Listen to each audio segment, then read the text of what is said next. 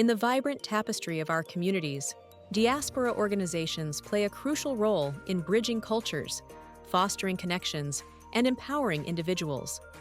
But what truly makes these organizations thrive? It's the strength of partnership.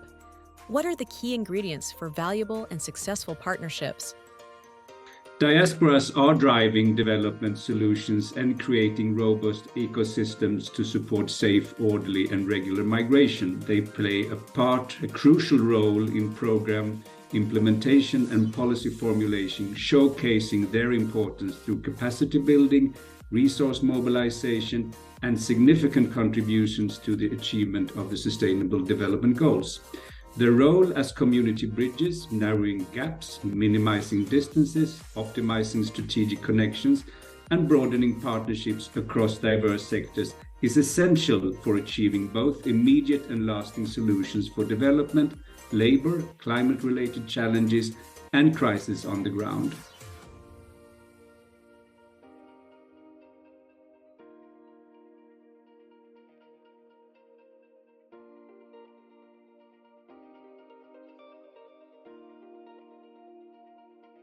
We don't just talk about remittance within Friends of Nigeria.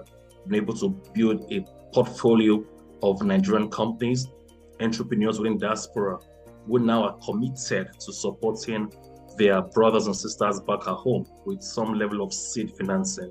And that's for us a way to also change the narrative around remittance, which has been on the forefront for consumption.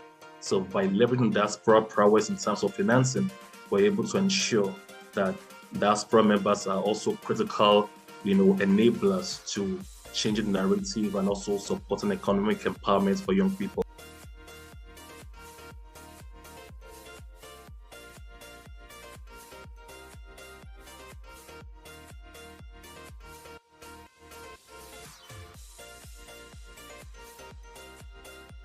First of all, it doesn't matter if you're doing something on a local scale or a larger scale. You need really to clarify what your identity and vision are.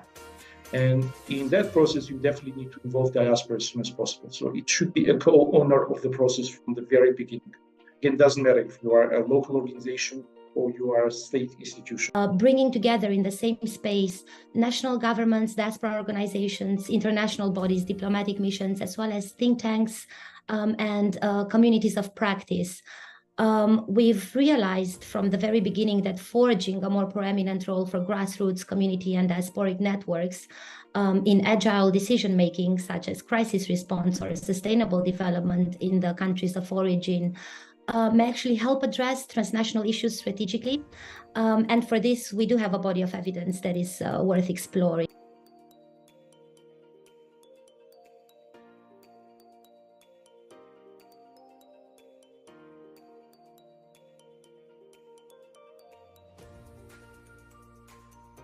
Organizations in diaspora need to understand why it is very important for them to have a robust risk identification framework, especially when you are going into partnership, be it with government institutions, non-government institutions, private sector. And this is something we really see that diaspora organizations should focus on.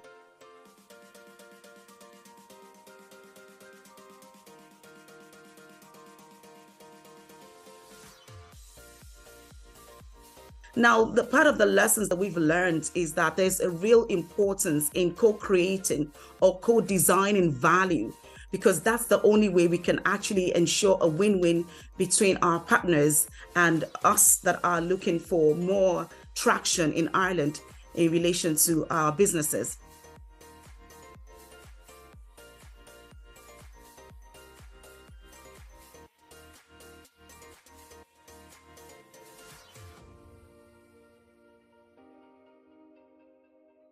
Within almost 16 months, we managed to have more than 100 participants between 18 to 24 years old, coming from 17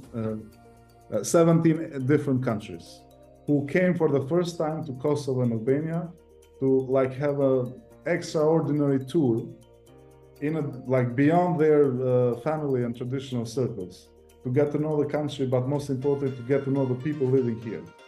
And in addition to that, they also connected with each other because they came from very different contexts, having only one thing in common, which is their origin.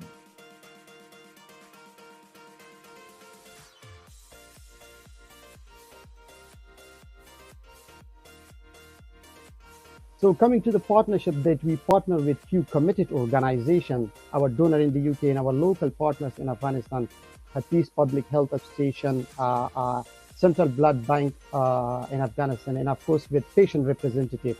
And we work as a team, we call it multidisciplinary team. Jointly we established this program initially for 1,200 patients in Afghanistan who are suffering from thalassemia. They include boys, girls, some with special needs. Many of them cannot afford to buy this medication. Our aim is to improve life by providing this medication.